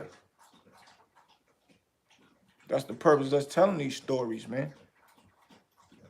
And that's the reasons why we don't let nobody come on these internets, these YouTube streets, and be calling one of our people's fake and it wasn't real. And sometimes, they don't want to say nothing because they ain't all into it like that. But me, I'm outspoken. I'm going to tell it to you. I'm going to break it down, especially if I know who you really are. You ain't going to talk no crazy mess about my friends when they doing something that's good and positive, that's putting money in their pocket, and you trying to make them look bad. This goes for anybody. I don't care who they think they are, because we ain't worried about none of that. Especially when you lying, we going to stand for what's real. Finesse said facts. That's why they need to free Pete. He the only one who these youngins will listen to. That's a fact. That's a fact, man. Like, I wonder what type of law a lawyer could attack to at least drop, because he got double life, right? At least drop some of that, something, to at least let him get out and see the world again. I'm sure he done learned this lesson where he at, man. For real. And what's crazy is they gave him that other life because of, they saying that he sent the kite out to, or to unaliven somebody. And what's crazy is if the feds seen that it was a letter that went out, why would they allow it and allow it to actually take place and happen? That's crazy. Finesse said facts, even get him out of ADX so he can do a prison podcast or something. Those conditions they got him on is nasty. Yeah, man. And it's been years, man, that he in that ADX joint. Like, come on. And he was young then. People don't make the right decisions. I was just talking about police being young at 20. He was a 24-year-old cop I'm looking at. Some of them had me one time and made me get out my rental car because my little homie was driving, but the contract wasn't in his name, but he had license. And I'm looking at these little young dudes like, man, I will smack your whole head off trying to talk to me crazy, but I'm still respecting them because they were still the police and they got all the authority. They locked my homie up and he got license. We just came from down south. They made me on 125th, man, Broadway. I had to take all my luggage out of the car. They confiscated the car because his name wasn't on it. And they took him to jail. And he was going back and forth to court, back and forth to court. They finally dropped it and dismissed it because he did have license. I didn't understand that. But looking at these little young 24-year-old police, they don't even make the right decisions. They probably scared. That's why they'll pull a gun and shoot before they even ask questions. So at an age Pete he was young when he made those decisions, man, and did what he did. And then, the police let the letter go out. And didn't even, normally they'll say the police will step to you and say, yo, it's a hit on your head. You might want to stay low. They did none of that. They let it go out, the letter go out, and they let the hit take place, allegedly. And now they give him another life. That's crazy to me, man. Vito still said they responsible because if they know you have a hit, they supposed to blow cover. That's what I thought. That's the only reason why I'm saying what I'm saying. Maybe lawyers need to attack it on that situation to give him some type of leniency, man, behind that. If they not going to be held accountable themselves. This is a crazy one, man. It's crazy, man. That is crazy. But that's how we was thinking, young-minded, growing up. And we didn't learn from a lot of the mistakes, man. You know, sometimes I wonder if I was around my bro when I got home from jail, because he kept, every time I called him, I got you, Boost. I'm gonna send for you. I'm coming, because I was broke. I ain't had nothing. I didn't know my boy was out there doing it the way he was doing it. Until somebody called me, said, yo, man, you need to call your bro Pete. I'm like, man, I'm looking for him. Where he at? He said, man, getting a bunch of money, man. And he out here tearing stuff down. I'm like, really? So I'm wondering, you know, if I was around him, if I ever could have talked him into, like, you know, kind of chilled. One of my homeboys told him that before. He said, man, I taste blood already. I ain't stopping. They said, yeah, he flipped B-More upside down. That's wild. They still got stories about him and B-More. He was making it rain down there. And that's what he was telling me. He said, yo, I'm on my way from B-More. When I get to New York, I'm going to call you back. And they were saying he had a car lot or something out there too. So I'm like, damn, man, my bro making noise, man. So, you know, we got to get together as a culture, man, and talk to these kids, because this killing stuff is not good. It's going nowhere. What do it all mean? Y'all making the morgue money? Morticians is getting all that money. The lawyers is getting the money. The prosecutors get paid anyway.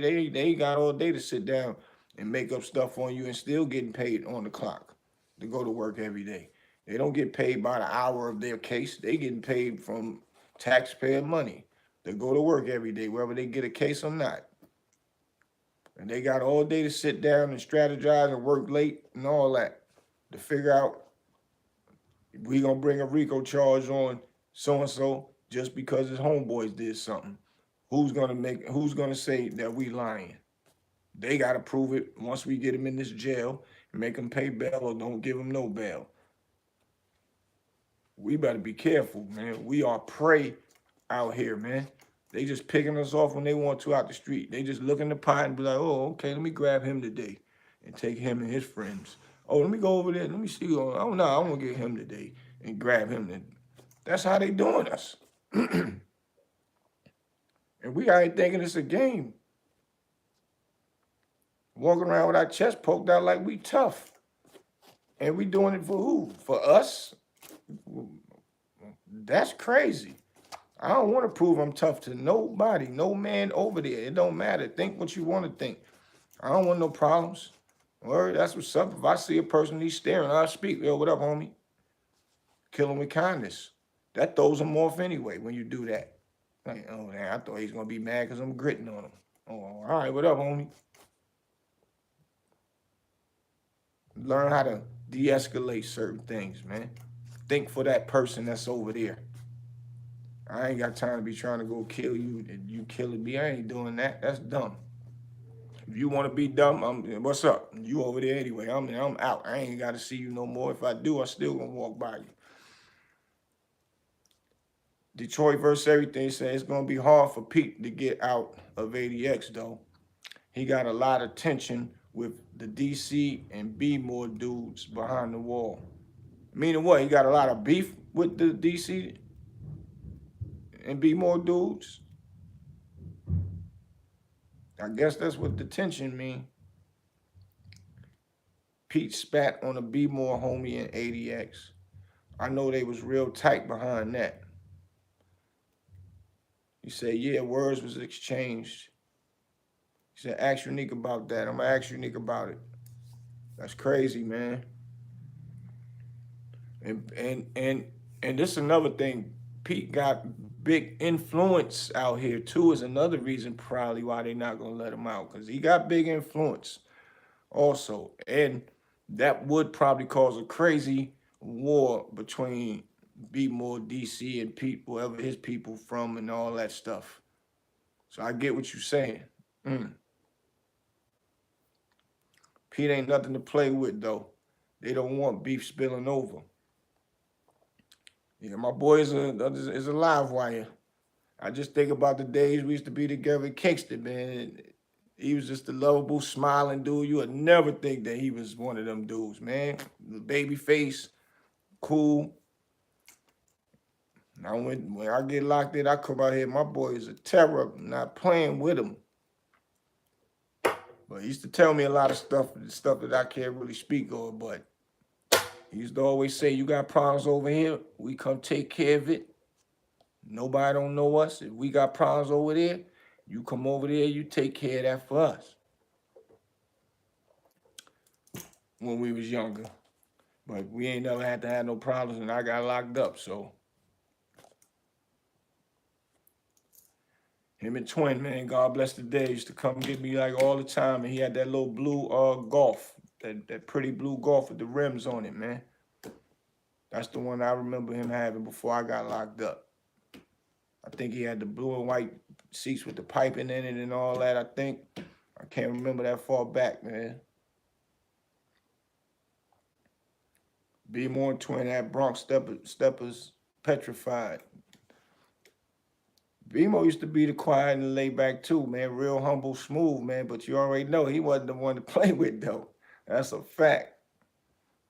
I remember B-Mo stepping out and one BX legend running 80 and S creaming. B-Mo didn't even do anything to him. Damn. That's wild, boy. But those is my dudes, man. Good dudes, man. We used to have a lot of good times in Kingston, upstate, man. That's a fact.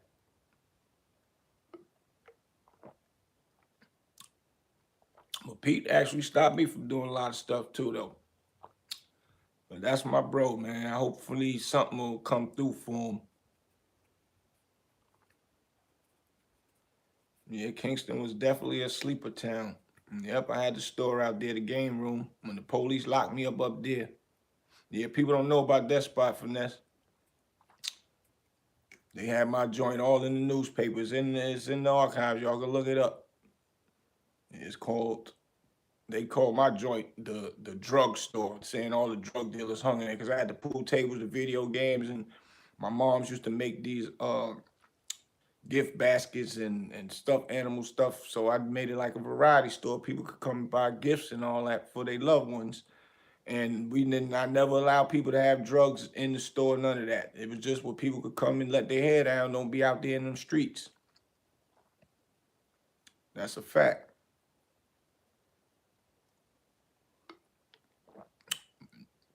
That's foul for them to label in your store that in a news article. Yep. I didn't know that at the time. I was young. And I beat the case. Well, my little homie, you know, he stood up and let him know everything was his. And I got out. I got him a lawyer, and I stayed by his side. And I was back out there pitching to make sure that he was had commissary and all that, and trying to get back right, you know. But they did that with my store, so you know I lost the store and all that. I just let it go. But those are the things that we live and learn. But I still got pictures of the store, the front store, all that. When we was putting it together, and we got a bunch of memories with that store, man. That's a fact. But yeah, I've been up here for a minute, y'all. New people, man, please subscribe. I'm almost at 8,000, man. Let's go take it to 10,000. Let's skip from 7,000 to 10,000, man. Hit that like button for me. Keep this in the algorithm. Make sure y'all share, because this definitely need to be seen for these kids out here, because these kids think it's a game. But I'm coming back, man. Salute Vito, Steve. Salute to all y'all, my knowledgeable people out there, man. I love it when y'all come through and keep me enlightened and give me, you know, uplifting conversation, man. For real, for real. Nolo 7187, I see you. But yeah, I'll be back. Hit that subscribe button, hit that like button, hit that notification button. Your boy Big Boosie. Make sure y'all go check out my movie. It's on Tubi. A Polished Soul. Written by Mike Anderson, my partner. You'll see my name up there, Bernard Riggin. That's me and my boy movie. He made me a partner. I'm proud of that. So, yeah, we got another movie on the way. It's called Wrong Number. I'm doing the soundtrack for it. I got Jim Jones, Davies, Votto. That's gonna be on Unique's joint, the Ayo Alright song. I'm adding that to the soundtrack. I got Uncasa up there, Dipset. I got my boy Nino Cahoots with Pastor Troy. I got a joint, man. Pastor going crazy on there with my bro Nino Cahoots. I got DJ Luke Nasty up there. So I'm still building the catalog right now, putting it together. Y'all get ready, man. And I'm dropping it like a mixtape how Clue did for the movie with Dame and them when he did the voiceovers. You know, I gotta talk my talk over that, man. Yeah, Unique. He been trying to see what's up with that hip hop, with the credit for the hip hop parade. That's a fact. Yep, the Naughty by Nature producer admitted it. That's a fact. But you know, Unique, he got love for Tretch. He ain't really trying to take it there with Tretch, man. Sometimes we just let certain things go. It is what it is. It ain't gonna make him or break him. He's doing so much positive things right now, man, and getting so much, you know, money from the YouTube by spreading this positive messages, and that's just blessings from God, man. That's all that is blessings from God, and that's how it goes, man. So yeah, y'all, I see y'all, man. I'll catch y'all a little later. I might be coming back in a little while. I'm about to go open up the truck. I'll see y'all in a minute. All right, L Blizz. Peace.